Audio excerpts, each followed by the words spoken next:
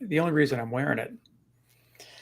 It's a great looking shirt. The Instant Teams hoodie, the Yeah. lightweight hoodie. I got the hat back there somewhere. It's Everyone's getting their Amber Alert right now. Oh yeah, for what? I didn't get it. Mm. I don't know. Well, Shows starting off with with awesomeness. I always think that those things, like the emergency broadcast system, is always an interesting thing, and for it to have just happened in this scenario, I think it is just because it's like you can inform everyone if you want to, but like, where's that line? And then like just like with like cell phone providers, when your car is moving a certain speed, you know you can turn that phone off. You know that they have the ability to turn that thing off to tell you that you can't do it. They just don't care because they want you to use it and all of that. So it's interesting how like we are manipulated into a process that is wild. I don't know where I'm going with that, but I mean, it's just like we know they have the technology to do these things. It's just that they don't. Where I was initially going was like any company that wants us to wear their swag, they just need to send us their swag and we'll wear it on the show. Also, that's fine. Yeah. Also, you can send me black T-shirts, Tim a SpaceX or a Tesla shirt. He'll wear it all the time. No, I wear the 757. You do. Logoed shirt. I think I wore it. I wore it a couple days ago. But yeah, it's in my rotation. In your rotation, also the hat. I think you're a big hat fan of that thing. You and Scott Janney, you guys love that hat. It's a limited edition thing. You know what's interesting? I ran a race this weekend, and the swag was, let's just say, not great. Okay, like when you have an ability to like get your swag, because no one wants to run that boring route. Okay, well, you know what's funny? Multiple people during that race said, I hate this route. And I just kept thinking of you every time because I was like, damn, Tim hates this route too. Maybe there is something to it. But what I was going to get out on that point is like, it's your opportunity to like promote that thing, whatever it is. And when we did Start Norfolk way back when, my whole thing was like, if we're going to have swag, if we're going to have shirts, if we're going to have stuff, we're going to have hoodies for people to wear, and this design is ugly, I don't want this to just be a gym shirt. I don't want this to just be pajamas for someone. On that, I wore my Start Norfolk 3 hoodie Monday. It's a good one. Yeah, it's great. Yeah. I'm the only one that has a Start Norfolk 1 hoodie, by the way. Some people have the Start Norfolk 1 shirts, but I'm the only one that got the hoodie because when I got it in demo, whatever they call that, like a prototype, I was like, this is terrible. Like the way that the graphics landed on the zipper just didn't work. Is that the one with the hammer? Or no, not the hammer, but Cityscape. Yeah. I don't know. I'll find it. Kierra, what do you think about swag? And not the swag like I have swag like I'm ready for this thing, but swag from like a promotional, not swagger. That's Deion Sanders prime, but swag from like well, you're wearing a 757 shirt, right? So you're trying to get that brand out there. It's interesting the like amount of companies that will provide tchotchkes and swag that is just absolutely terrible. And then they like spend so much money on this stuff. No one wants it. No one uses it. No one wears it. What is that? A Hello Kitty?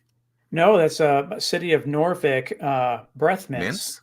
Yes. Yeah, it's like something like that. Like, I don't know. Like, it just seems kind of silly to me. It's like, I think if companies actually like thought about this stuff from a better perspective, from a deeper, like, oh, these people are going to wear this. They're going to represent me. And if it looks like, if it looks like crap, they might not wear it where they want to. What is your overall thought on the tchotchke swag world? Yeah, so I typically only have swag if it's for the company I work for, right? And then once we terminate that relationship, I feel kind of jaded in wearing their stuff. So like I probably have a crate full of swag from every company I've ever worked for, and it's just sitting there collecting dust. So yeah, but if it's a good hand sanitizer with like that little doggle and I could put it on my purse, I do use that. I think I have Dominion Energy one on my pocketbook right now. So if it's usable, I'll use it. But like t-shirts, see, that is the key. It has to be there. There needs to be functionality to it. Yeah. Stuff that is just going to collect dust. That like we have stuff that I don't even know what it is. I bring it. A lot of times I just leave it or I just pass on it because it just enough is enough. We were just at an event. James, who's producer James, who's in the background, we were at an event and they, my other office, it needs some feng shui in a really, really big way. It's super plain. I get a hard time about it, but they were giving out plants, but I still had to pass on it. I just, there's just too much stuff, but so it needs to have some functionality to it. Or be fashionable, right? Like if you have a lifestyle brand and you're trying to promote your brand, then cool. Like I think our 757 t-shirts are dope. Like it doesn't really scream too much as being like, I don't know, swaggy, right? It looks like something that's a part of my outfit. I can dress it up. I can dress it down. A valuable lesson I learned, and Zach is the one that taught me this, is that it is so important to spend the extra $2 on an ultra soft t-shirt. No one wants those cheap, scratchy t-shirts. You're never going to wear them. You got to spend the money and get the nice soft t-shirt. Yep. A former guest, Cassidy Lewis, who is the CMO at Cooper Hurley Injury Lawyers, they gave me this pen a long time ago, right? And so I use this pen. I don't know what it is. It's a Bic grip roller. This is an awesome pen. That's a fine writing pen. This is a great pen. I had 2 of them. They started running out. I literally emailed her like 2 weeks ago, and I was like, Cassidy, we have a problem. I need another pen. And so she sent me more. And so it's like nothing against those like clickety Bic pens, right? But that's not a great pen. This is a great pen. Invest probably 25 cents extra in this case. And it goes a long way. People are actually going to use it and they're constantly taking notes with it. I think it's important. This is the one and only Start Norfolk. Yeah. No, but there's some gray shirts with this. Yeah. There's another, I can't remember what year it was, Zach, but it was a vertical logo. Okay, so the one with that was like the you said the hammer or like the screwdriver or something like that. Maybe it was a screw. It was something. Yeah. I'd have to go through all my files, but yeah, like we used to look. It's just important, right? You're gonna spend, and we were buying like 300-400 shirts at a time, because that's how many attendees we had. So that was not a small bill. Right. And so you're sitting there like, oh, God, this is a lot of money going towards this thing. I sure hope that people liked them and people loved them. And so it was important. I have some shirts that didn't go over well, too, Zach. Of mine? Business perspective, if you get something that people aren't going to wear, you really just wasted your money. Right. So I think to you guys' point, like it's better to spend that extra few dollars and then people are actually spreading the word about your brand. 100%. Also, don't put dates on stuff because if for some reason it gets rained out, whatever, etc., you screw yourself. Now that said 2011 on it, but that's fair. I don't eat my, I'm an oxymoron. I don't listen to myself. It's fine. Kierra, I've never met you. This is exciting. You appear to be talented enough. This is going to be an awesome conversation. So welcome to the show. Thank you. Tell us what's the Kierra story? Where are you from? How did you get involved with 757 Collab? What's the backstory, if you will? Yeah, so I am from Hampton Roads, born and raised in Suffolk, Virginia. Graduated from Old Dominion University, so I spent a few years on campus in Norfolk. And then after graduating, I started to explore the world a little bit. I spent some time in Sandpoint, Idaho. And then I ended up living in Dallas, Texas for about 7 years. And then I found that the people across the world just could not compare to the vibes I got back home in Hampton Roads. And so I slowly made my way back home. Coming back down the coast, I started up in Northern Virginia and then eventually landed back in Hampton Roads as a buyer for Dollar Tree for quite some time. And then eventually I got tired of making billion-dollar businesses more billions of dollars. And I was only taking home a fraction of that. And I was like, you know what? Over the last decade, I've gotten a lot of knowledge that I know my peers haven't been privy to. So I was like, let me take this back home and let me just start to figure out how can I pour into others. I took some time off from work, took a leave of absence, and I ended up attending the Mighty Dream that Pharrell did. Literally right in Granby Street at MacArthur Center. That's how I found out about Assembly, the Assembly building. And I was like, this is a dope building. I never knew it was here. And then I learned about 757 Startup Studios. So interestingly enough, because I was trying to figure out how do I restart my entrepreneurship endeavors, I had reached out to Hunter Walsh. We did a little interview and I got accepted to be a founder in 757 Startup Studios. And I was super excited, did my onboarding, and then we had a program manager position that opened up under the Accelerate program. And I was like, hey, I have some background. I think I can help you with this. I got the job, and here I am about 6-7 months in now. And I've moved from program manager to now manager of innovation and strategic partnerships. So that's long story short. Wow. Where in Northern Virginia did you live? Alexandria. I worked in Crystal City. I worked for Lidl. Okay. So when you worked at Dollar, like you said, growing that business was something that you didn't want to continue to do because you're just making billionaires more billions of dollars and things like that. Absolutely. If you think about it, I think a lot of people believe in that. Dollar is an interesting kind of homegrown story, though, that has really become this mega brand. And it's pretty interesting.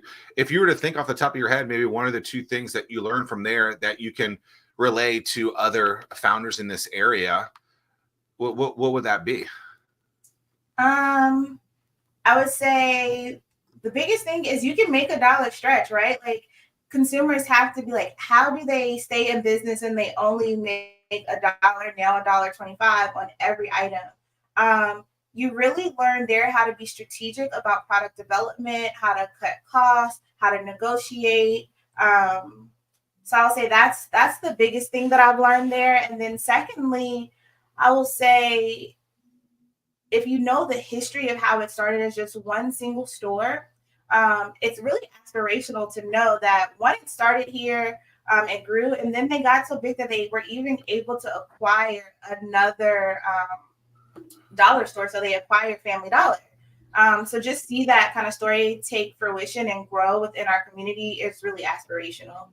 Yeah, I think it was on Granby Street or something like that in Ward's Corner, if I recall, and it was a toy store. It wasn't called Dollar at the originally, if I recall, but maybe I'm wrong. Am I right? Yeah, I don't remember exactly what it was called, but I know it like was J&B Toys or something. I feel like it's something like that.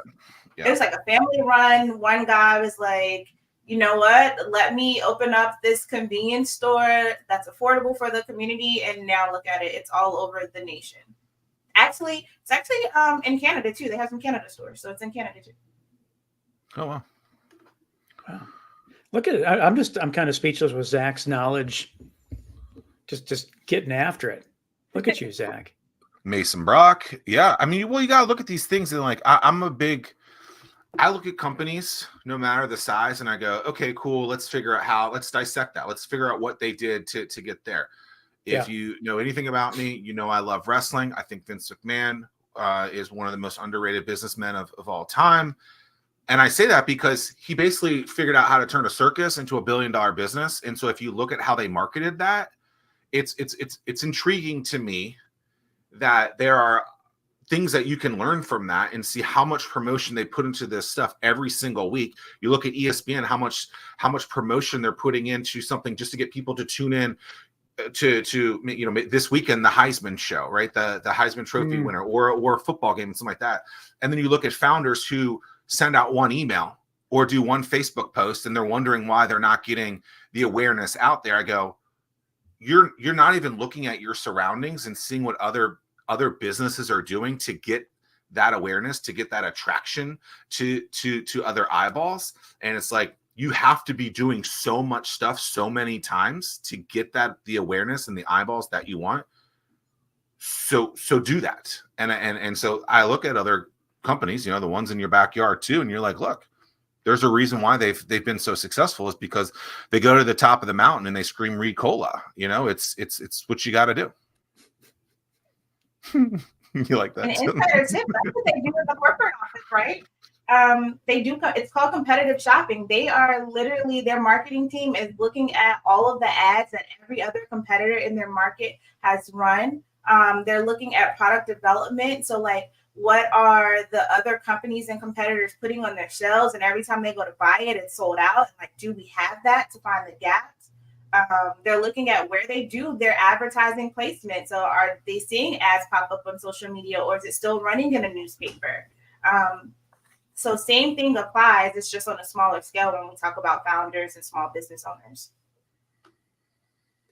Yeah, whatever you can do to get those eyeballs. I mean, it's important. You got the Costco food court. That's a loss leader for them, but they know that people go in there and they're going to go shop. I mean, there's all these little things that like you could take and say, okay, well, maybe I break even on this. Maybe I lose a couple bucks, but it's going to bring in all this other traffic and it's going to help me. It's like, think about these things, people. Absolutely. Tim? No, Kierra, do you find that as one of the big things that the founders within Collab struggle with? Is it the lack of marketing? Is it imposter syndrome that they don't believe in themselves enough? What do you think it is? Great question. So I feel that founders are very ambitious, right? And if this is for everyone, especially in the digital age, we see the end result, but you don't really get a lot of times the backstory of how that person got there. You really don't see the years of prepping and planning and all of the no's and all of the obstacles that they face. You just see it when it blows up. So a lot of founders come into this thinking that it should be an overnight success, or that you schedule one meeting with the investor, or you schedule one meeting with whomever in the business, and they should automatically open up their pockets, or they should automatically be receptive to your idea. And realistically speaking, that's not the case. A lot of times when we have founders that have come through at least our accelerator program, they've been in business and pushing their product and pushing their brand for well over 2 years. But yeah, the traction doesn't happen overnight, and you'll have to do a lot of reiterations of your business plan and your idea and your MVP. So yeah, I think it's just that we see the end result and we think that it happens quick, and people don't talk about the challenges and the obstacles transparently enough and often enough. Yeah. So then day one, do you guys go through that with people? Because if that's a big thing, I mean, Tim and I have been through that a billion times ourselves. We get it. Well, I just to still hear that. Pushed something out on LinkedIn a couple days or 2 days ago. I pushed something on LinkedIn. So you guys are probably aware, audience members are not, the top 100 people to meet in 2024 for Virginia. I happen to be on that list. And I wanted to make sure that people understood the backstory behind that almost 13 years ago, when I decided to start my business, I didn't know a soul. I mean, like, I didn't even know where to start. And Zack was one of the first people that I had met. So, I mean, like, that's a culmination of like almost 13 years of work before getting to that point, so I'm sure that there's a lot of new founders and new into the game. Like, oh man, look at these people. I'm going to put in a little bit of work and then the same thing's going to happen to me. But that is so far from the truth. I mean, it is grinding and grinding year after year. Yeah. So to answer your question, Zack, it is one of the first things that we talk about, right? So one thing that we have to establish is you have to understand if entrepreneurship and being a founder is really what you want to do. So we start with understanding your why. Why are you here? Why do you want to start this either company, or why do you want to create this invention, right? And because that is going to lead us to let you know that this is going to be a lot of work. It's not going to happen overnight. And then once you solidify your why and you're like, yes, I really want to do this, then we take you and we introduce you to the customer discovery, right? So it's like, yeah, you have established a problem and you understand why you want to do it, but now you need to go out and verify that there's a market for it, and that the customer or consumers actually need and or want this product. And I think that's where a lot of founders also struggle, because you think that process should be simple, right? Like you can just go out and ask your friends, ask your family, hey, if I create this app, would you use it? Of course they're going to say yes. But realistically, that's not what comes to fruition. Oftentimes, when you start to tell them the price point, they don't want to pay for it. That is asking your family and your friends, I think, is the absolute worst thing you can do. Right. Absolutely. So like I always tell a story about my mom to this day, still thinking I'm a good singer. In 7th grade, I tried out for chorus. I get up there. Simon Cowell is in front and is listening, Paul Abdul, and I sing about 5 seconds, and they go and puke.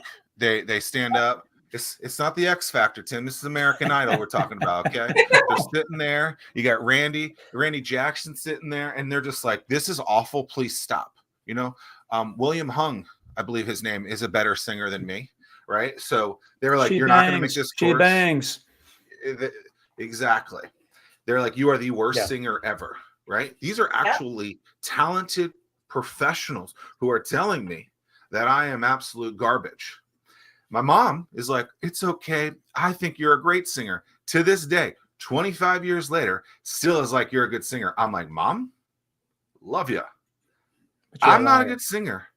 No one wants to hear me sing. And so to reinforce your point, Kierra, it's like, stop asking your friends, stop asking your family. Yes, maybe they can support you and buy it and share it and do those things, and that's wonderful. But if you look at them and say, that's my target customer, just because they said that, you are giving yourself a false identity of who your customer is, and it's going to absolutely skew and screw you in this process of trying to figure out who your customer is, because they're just going to be nice, and it's awful. It's terrible. Love you though, Mom. Love you. And that happens more than we think, right? More often than not. And then there's also a way you should go about asking your questions and doing your customer discovery. It isn't just like presenting them your full-fledged idea. One, you need to be able to protect your IP, right? So if this becomes a big thing, you don't want to go spreading the word all over town and someone does it for you. But more importantly, right, you're not ever going to get an honest answer if you told them, hey, this is what I'm working on. So you have to figure out how to ask roundabout questions and build the relationship in the conversation to kind of do that customer discovery. And I think that's step number one. And it's probably the biggest thing that founders, at least in my opinion, struggle with, just even initiating the process and how to go about getting the responses. Because then you'll find yourself wasting money developing something that people don't even want. Yeah. One thing, just to piggyback and give kudos to Tim, 13 years ago, winning the top 124 to meet award, whatever that is. It an award? Did you get like a medal? Whatever it is. Page 93 of Anomaly. This is what Tim did to grow his network. This is what he did to me. Sarah Bryn guy is who introduced you to me. Yeah. Rob Hagedis. Right? Yeah. Mm-hmm. Yeah, Rob Hagedis introduced you to me. And then at the end of our meeting, you said something along the lines of, or I say, at the end of every new meeting, Tim Ryan would ask his guest or the person that he's meeting with if there's someone else that he should contact, which allowed him to leverage their name to help create a new relationship. Look, at the end of that meeting, like if you just ask someone, hey, who could I meet? Is there anyone else? And this specific thing, with like maybe not just, hey, who should I meet? It should be like a little bit more clarity or a definitive in there. And that person introduces you to them. That can be a very powerful thing. Obviously, that helped Tim grow his network. And I think you still do that. I would imagine you still do something similar to that now. But if you're in a customer discovery standpoint and you're trying to figure out who to talk to, it's like, talk to your network first. Talk to your mom and your friends about those things. Maybe they know people that are in that field that you're looking for, and see if they'll make the introduction in there. But you got to do that work. And if you think that you're just going to Kevin Costner this whole business and you build it and they will come, I'm not sure that you're going to see the results that you want. Well, the crazy thing is like, just from a business story that I find so fascinating and not giving up after the first try, like what the Lion King Is that what is that? What is the Netflix? Was it Lion King? No, that's the Disney show. What's the Tiger the King. dude? Tiger King. That's what I'm, dude. Oh, like hell the yeah. We gotta audience. bring up Tiger King. Well, Carol Baskin, like, let's go. yeah. Well, I mean, like the audience and what he would. I mean, that dude's crazy, you know. But he found enough people and was just never gave up to the point where he grew this audience to have, you know, have one of the most successful Netflix series. You know, I mean, it's just like, so to give up after the first no is just, it's just crazy. I think you told me something like this, Tim, once. Like, I feel like it's the Stripe guy, but I could be wrong. There was someone who had 400 investor meetings and just kept getting no's, and like countless credit cards would constantly put up the builds on and stuff like that. What, do you remember who that was? Well, gosh, there's so like, many of those stories, but I mean, like, but yeah, I mean, you're willing to do that. Airbnb was one of them. Okay. Com was one of them. I mean, so many of these companies, they're down to like, it's just so, it seems so cliche, down to like on fumes, the last investor. But yeah, you just got to keep But this going. case was they didn't even have an investor. Example. You think about Ring, when the guy, I think he went on Shark Tank or something, and I want to say it was Mark Cuban or one of the Shark Tank celebrities who told him no. And then a few months or a year later, it was like worth multiple millions, billions probably at this point. So I think Ring is a really good one. Yeah, it's interesting. You got to look, you know, timing obviously is probably the single most important thing in the success of a business. And you look at Airbnb, you look at Uber, you look at a Ring.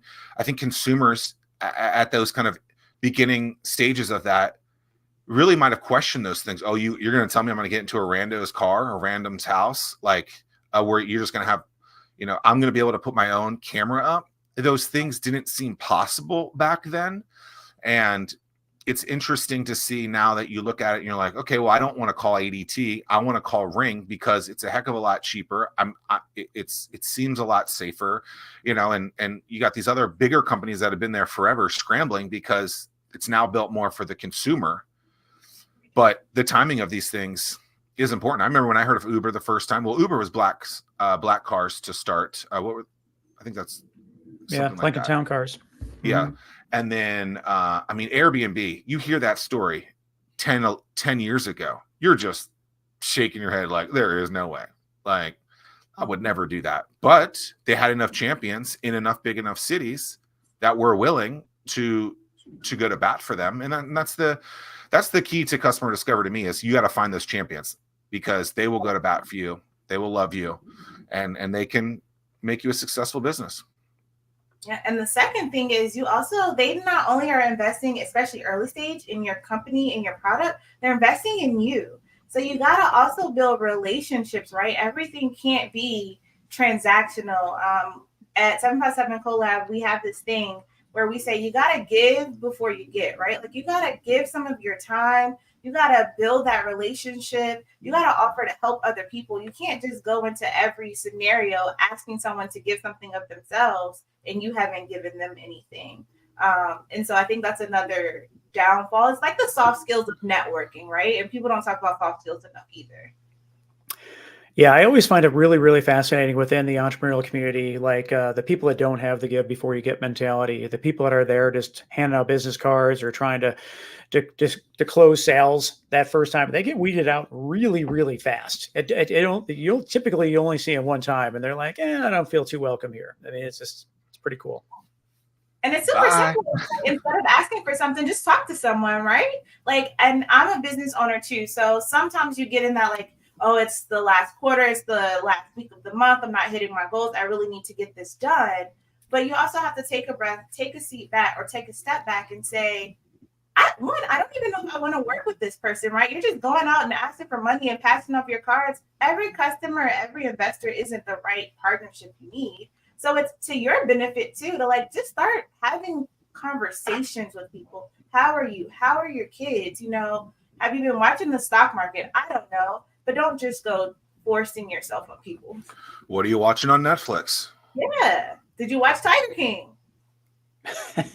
Look, I'm a firm believer that Tiger King hit at the right time when everyone was like, stuck at home. all over But that. he still built that thing to that point Sure. before. Sure. It's That just was a wild. great.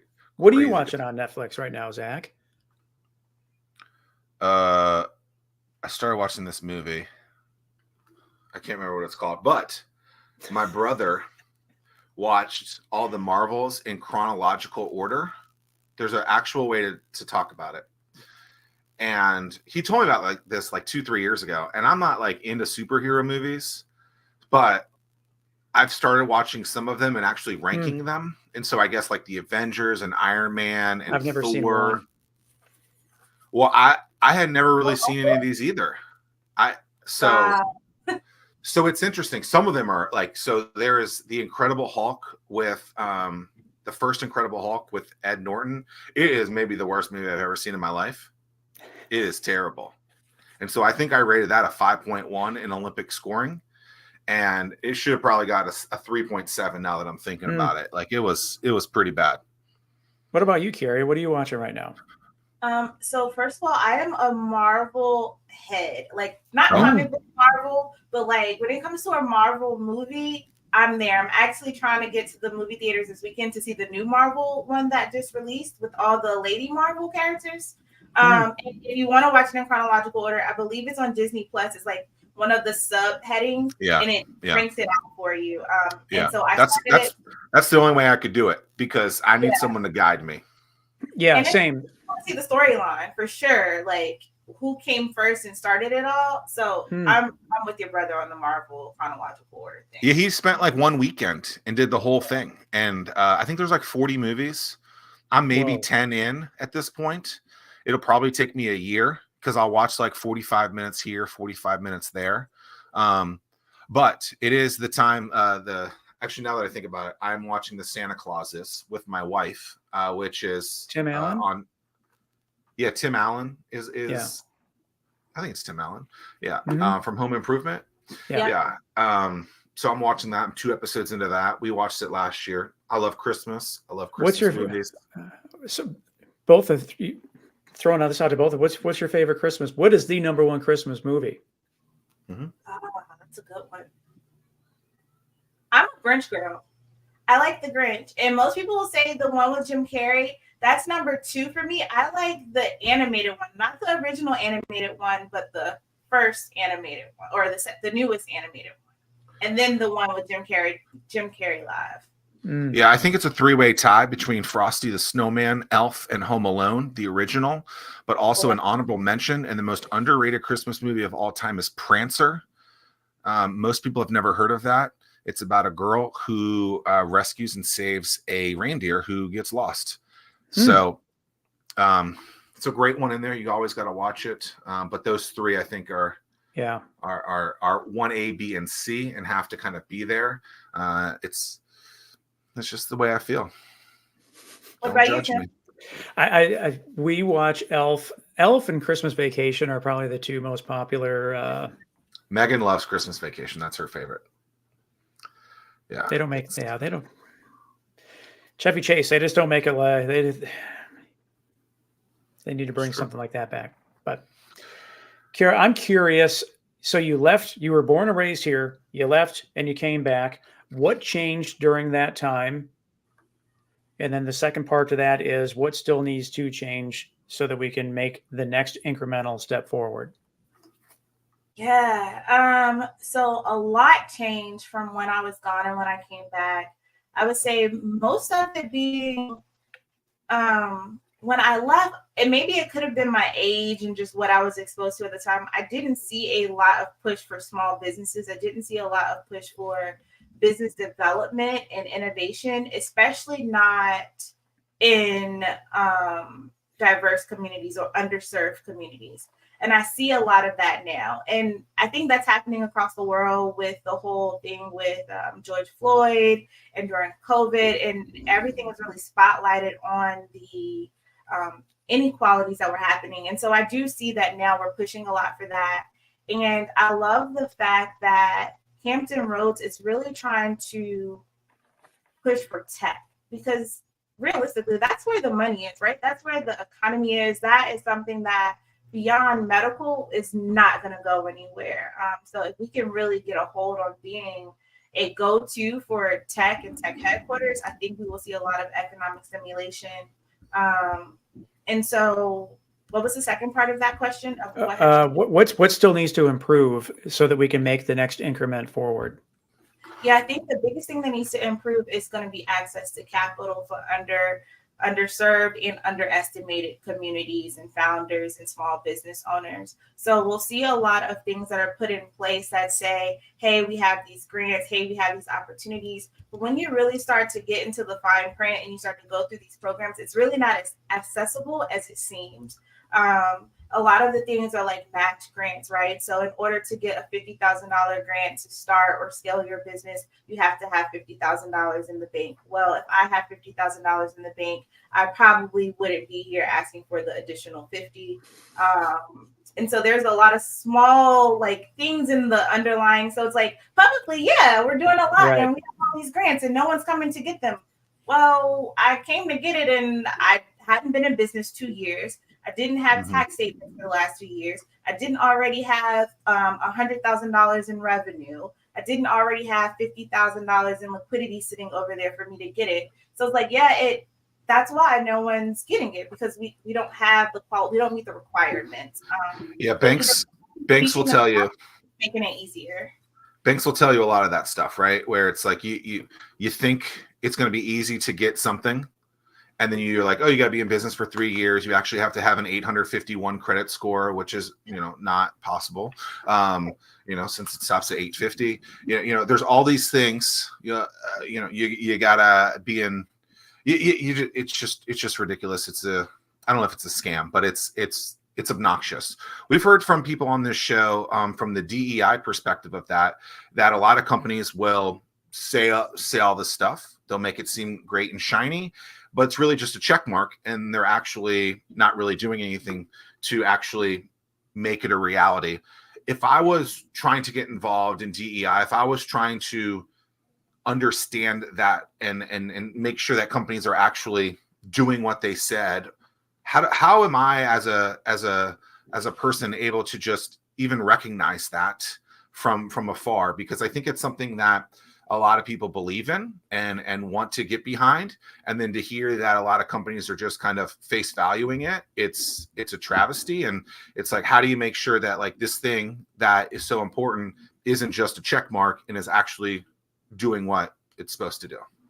Yeah, I think transparently, the first thing we have to realize is that people define diversity very differently, right? So me as a Black woman, when I say I want to go into a space and I want to be in a diverse space, that means I want to see people that look like me.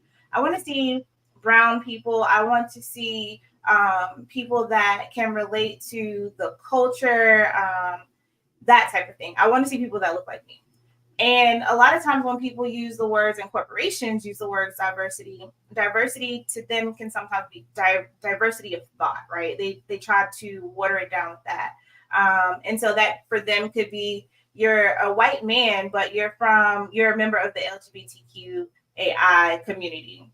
To me, yes, that's diversity of thought, but that's not diversity of people as far as ethnicities. Same thing as a lot of times people will try to get credit by being diverse and being inclusive because they have a woman founder. Well, yes, that is a part of a minority group if it's a non-white male. However, to me, that is still not diversity. Diversity would be if you had a Black woman in that seat or a brown woman in that seat. So I think that's really it. It's like, let's stop trying to make a way out of, how to spin what diversity is. We know what it meant and what it stemmed from. It stemmed from during the pandemic when we saw and we put spotlight on the fact that Black and brown people are treated differently. And it became very apparent when we saw the George Floyd case. And then people really started to do their research. And then we see it now through like book bans and the things that they're trying to restrict our knowledge of and having access to get knowledge on. So it's that. It's like putting Black and brown people in those spaces and in those seats, and not just trying to spin it and say, well, we have 5 women founders, so we have a diverse board. That's not the same if it's 5 white women. What's the number that makes like from a numbers perspective, I'm going to try to articulate this as best I can. Let's say there's 10 people that we're talking about, right? What percentage of that needs to be diverse so that that conversation is like, okay, this has been fulfilled, or isn't the challenge? You know, we have fixed this problem. Like, what does that number need to be at so that, you know, we've moved on from this, right? And moved on is probably not the right way to say it, but like so that we're getting to the point where it's not one, you know, it's where is that number that we need to get to?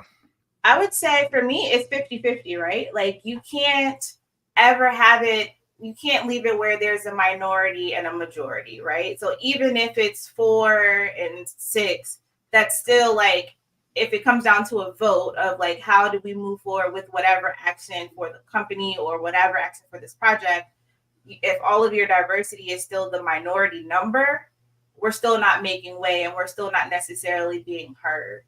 So I would say at best 50-50, 49-51. But then there is a statistic that says it's called the 15% pledge, where they say that 15% of the population and 15% of the consumer dollars, I believe, come from Black and brown pocketbooks and wallets. So they have this initiative that companies should have at least 15% of their workforce should be of Black and brown people. So that's another statistic, but for me, it's close to 50-50 as possible.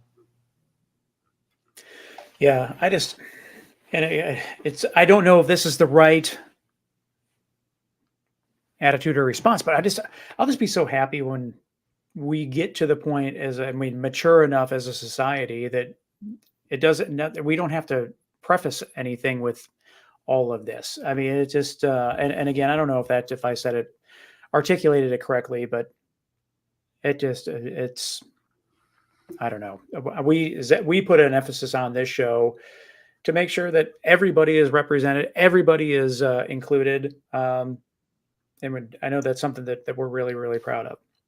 Yeah, I think we all, both sides, want that, right? Like, I want to be able to go into a space where I don't have to second guess whether or not I'm going to be the only Black person or the only Black woman, or sometimes the only woman in general in this space. I would love to get to a space where I can wake up every day and just know that everything that is given to me and everything that I go for, I'm going to get a fair shot at it, right?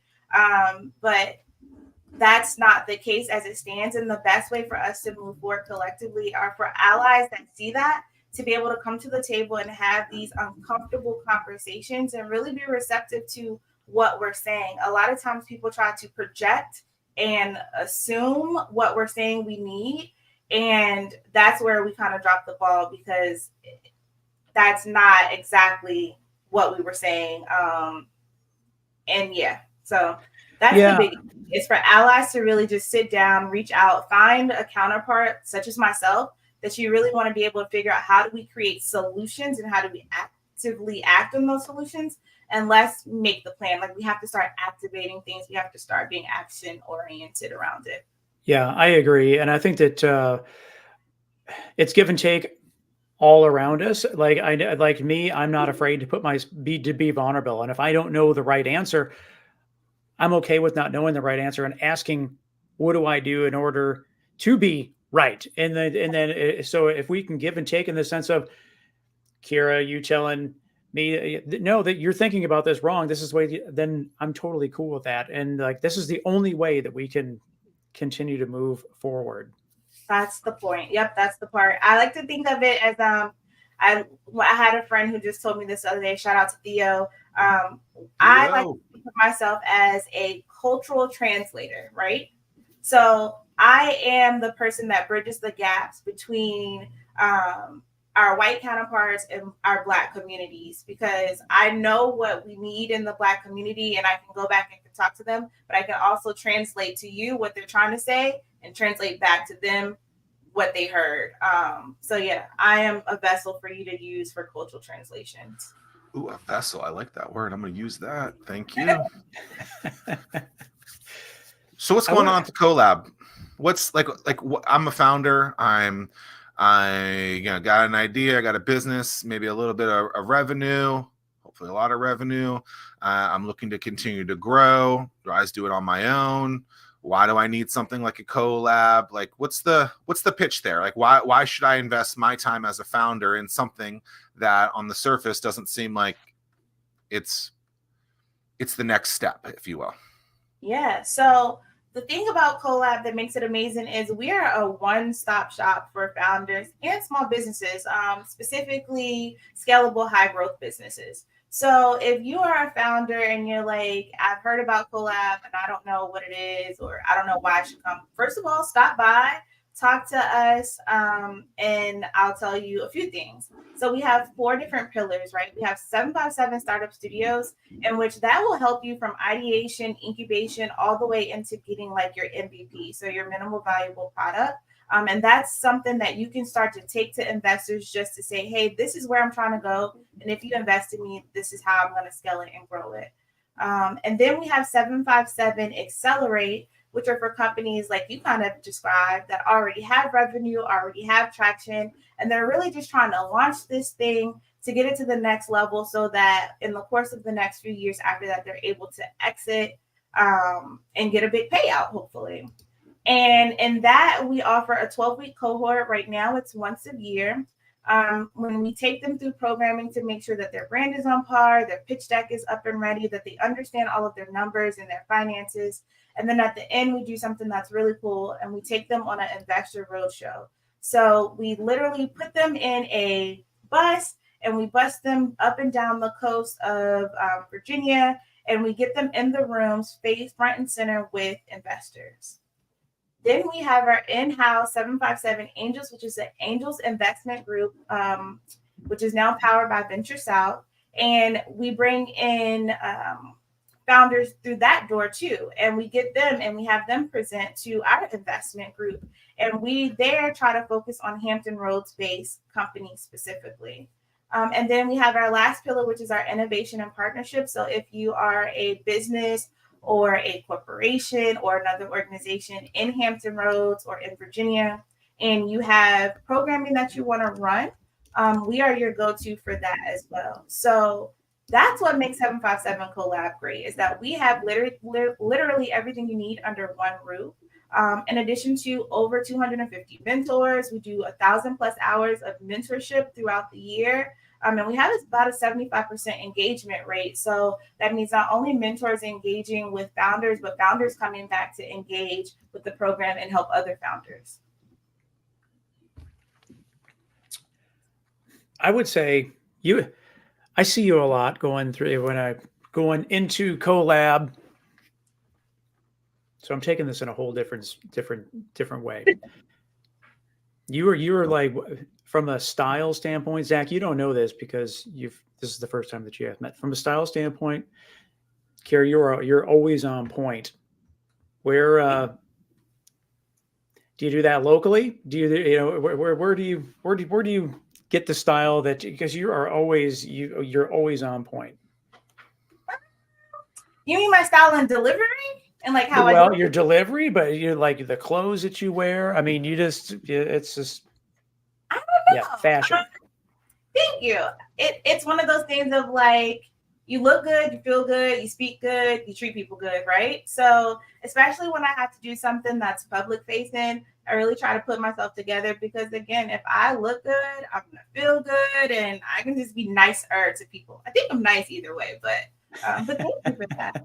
I really do. Well, we will be the judge of that, whether or not we think that you are nice or not. Well, no, 10 minutes left. Kierra's always been super, super nice to me, but I mean, it's just like You've never complimented me on my style, Tim. I mean, come on. You don't like the jeans and a black tee? I mean, like maybe when you see Kierra for the first time, you're like, yeah, Tim was right, and.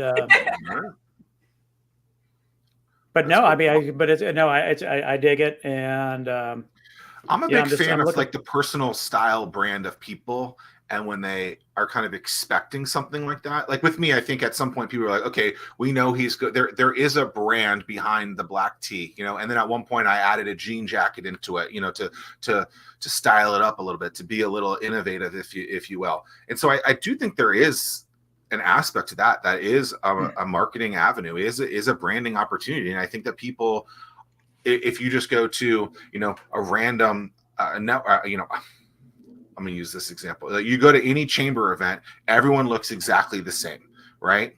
And you sit there and you're like, okay, like this is stale, this is boring. And you go somewhere else and you see people that have a little bit of style, or even one person that looks different in one of those events. They're the one that my eyeballs are going to go to and I want to go talk to, because I'm like, damn, like they're not stale suit guy. Like, let's go. Let's figure this out. And so anyone listening, it's like, hey, just because everyone else is dressed that way doesn't mean that you should. Doesn't mean that that's the thing that's necessary, right? Just because everyone's asking business questions at a business networking event doesn't mean that you have to ask business questions. You can be the anomaly. You don't have to be status quo in that case to see success. And so I think that's something that more individuals should explore, and I think they'll see great results from it. I think the other thing too is like what you wear and how you look. It does dictate how approachable you seem, right? So in our space, I am more on the creative side. I love being creative. I love being around creatives, whether that's music, whether that's art, whether that's literature, whether that's tech, right? Like there is a aspect of tech that is super creative. So I don't want to be at Collab with a suit and tie and buttoned up and I seem closed offish. Like that's for the investors to do if they so choose to. But when you come to me, I'm here to help you get your creative juices flowing, right? I want you to be able to show up and be personable and be your authentic self and spit out whatever your obstacles are or whatever is frustrating you, and not feel like you have to talk to me like I'm a Harvard professor. And then it's just something in comfort and owning who I am. And again, being able to show up and be authentic in that, and showing other people that you don't have to follow the norm, especially women. Like you very rarely see me in like some stilettos, right? I'll maybe wear a black heel here and there if I want to dress it up. But most of the time I'm in sneakers. I'm in some J's. So yeah. So I'm curious, like as different cohorts go through Collab, will you see a transition take place? Like day one, week one, everyone's kind of buttoned up, and then they relax everything as time goes on? I'm trying to think about this last cohort. I think it depends on the thing. So they only do 4 weeks collectively in our studio. So they do the first 2 weeks and the last 2 weeks, right? So they are very busy the first 2 weeks and the last 2 weeks meeting investors and presenting their pitches. So it really depends on the vibe and the culture of the company they're presenting. So if the brand, and it's on brand for them to be more relaxed, then they typically will dress more relaxed. If it's on brand for them to be more buttoned up, like they're presenting to the military, they are typically within dress code.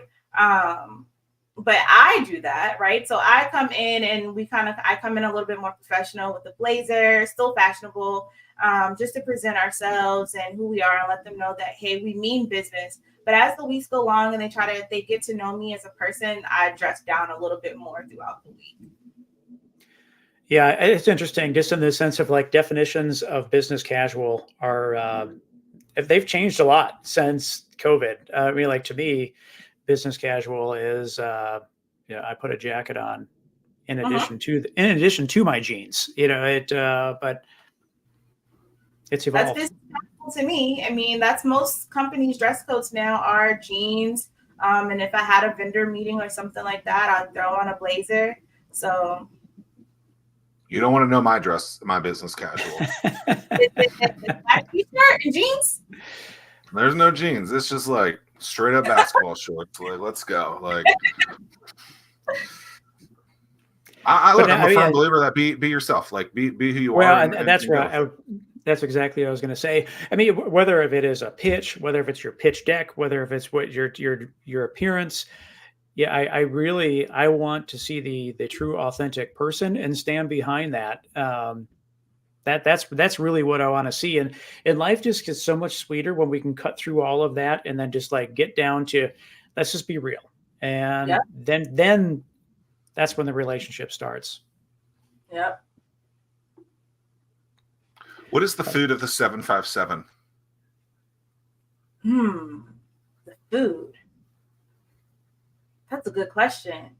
I don't know. I think you can get a little bit of anything in 757. Right, but if you were if someone was to travel here and there's like the food that you have to try that is this area is known for, you know, well, you're in Texas, so probably brisket, right? It was maybe something there, or just fried food, you know, the fried stuff at the Dallas State Fair, the Texas State Fair. Well, crab in Maryland, crab cakes in Maryland. Yeah, I'm a soul food girl, right? So I feel like the soul food in the right places, in the right venues is super good in Virginia. And I mean like liver and gravy. There's some spots that have some really good oxtails that are coming out, some good collard greens, mac and cheese. But then if I think about what's iconic, it's not really food, it would be a drink, and that's the Orange Crush, right? Like you gotta go to Waterman's, you gotta get an Orange Crush. Whoop, there it is. Tim, that's Tim's. That's yeah. I'm dying to know about the drag racing and the race car aspect. Yeah, so I have a show car. Actually, it's my daily driver, but I do compete with it. I've won 4 trophies now and awards. But it's a 2015 Camaro. It's a V6 that I don't race. But it has like a light kit, LEDs, underglows, aftermarket radio. The hood, the headliner has my name in it, and it's LEDs. It has like this super cool star effect. Where do you park when you're at assembly at Collab? So funny enough, I don't drive to assembly. I take the ferry. So I have a little electric scooter, and I stay on the Portsmouth side, right outside where the ferry picks up. And I get on the ferry every morning, and then I just scoot to Granby Street, unless it's raining, and then I drive and I just park and pay. But for the most part, I don't drive. So you said you don't race them, so we're not betting pink slips. So I don't race that. I am working on building a race car. I want to build a '68 Chevelle. My fiance has a '79 Malibu, I believe, that he's building. He's from Detroit, so Motor City. His brother races. He has a Malibu. I don't know what year, and then his dad has a Mustang, and they race. So yeah, I spend a lot of time promoting his brother because he's the one that has the race car that's up and running, and we're still building ours. But yeah, that's really cool. Please tell me the ferry. Do they take Apple Pay or something? No, it's probably still quarters. Yeah, and it's exact change. They can take dollars, but it has to be exact change, and I think it's $2.50 for a regular person. When will they? We got to clip this and send this to.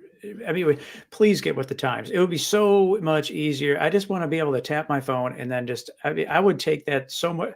I never carry cash to begin with, let alone change. I mean, it just doesn't happen. I think, and I could be wrong, and even if they don't do that, like if there is a website you could go to and do it online and just pay through your phone and then show them your ticket, like StubHub or something. But I do, what's really cool is if you work in downtown Norfolk, you can go through the Downtown Norfolk Council, I think that's what it's called, and you can get an annual pass to ride the HRT. So that includes the ferry, the bus system, the tide, as well as I think the trolley that they have at the Virginia Beach oceanfront. And it's like $250 or less a year, around $220, $250 a year, and you get unlimited ride. I don't know. I think this is a classic case where they forget. Pay about $200 to ride the PRT all year. $20 a month. That's pretty good if you're doing it. Yeah, I think it's about $20 a month. That's pretty good. I just think that they forgot who their customer is. Yeah, I mean, it's just like, gosh, could you imagine what ridership would be if you can just tap and go? I mean, it's just the New York subway system. You can Apple Pay, Google Pay that, and just be on your way. It's just you're too technologically advanced, Tim. You're making this too difficult. Quarters are fine. Yeah, that's why there's a change shortage. Come on now. I don't believe So that. oddly enough, we do have a mentor who works for HRT, and we work closely with the Hampton Roads Transit. So I will pass this message along and let them know we need Apple Pay, some type of digital pay accepted on the transit line. I would be willing to bet that their ridership would increase exponentially if they did that. I mean, like, to me, like, I like drive downtown, especially like if there's a concert over at Portsmouth. Start at the main, have a couple of drinks, take the ferry over there, go to the concert, come back. I mean, I don't know. Yeah, that's a nice day. That's typically how I do it. For the events at Town Point, I think it's called Town Point Park, and they have like the wine festival. I don't have to drink and drive. I can go and get on the ferry and walk right on over. Never been. Don't pay any attention if you see anyone that looks like us at that event. Just go about your business and Never been. Nope, we can pop a bottle together. Next wine fest. Bottle 110. It's fortunately we have not been in a while, and that's probably for the best. But there are pictures that will never be leaked. Hopefully. Kierra, this has been great. What's something that you want to talk about that we haven't talked about? Honestly, more so, I want to see more diverse members. And when I say diverse, I mean Black and brown people coming to Assembly, coming to 757 Collab events, seeing what we're about. You have a friendly face in the room. If you didn't know me before, now you know me, Kierra Underwood. And I want to help people. Like, I want to help you with whatever your endeavors are. So even if we're not best fit and best suited to help you at 757 Collab, I have a wealth of knowledge of other resources that can help you throughout the city. So we have like Black Brands, we have the Small Business Administration, we have ICAP, we have the Mid-Atlantic Tech Bridge. So even if I don't have the answer, I know someone that does. So just stop by and talk to me. Well, I've enjoyed the past hour. Thank you so much. I really enjoyed getting to know you better. That's been a lot of fun. Thank you. Until next time, peace. Like and subscribe. Thank you. Bye-bye.